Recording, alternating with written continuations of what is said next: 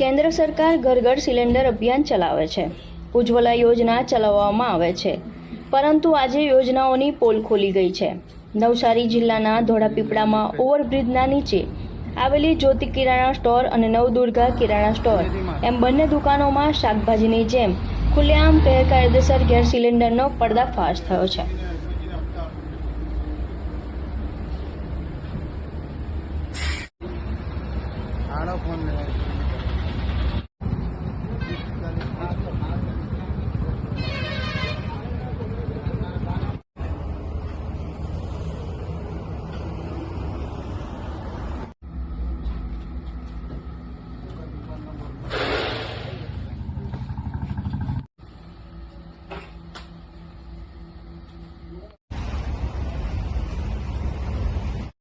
તમને આવતા નથી આવે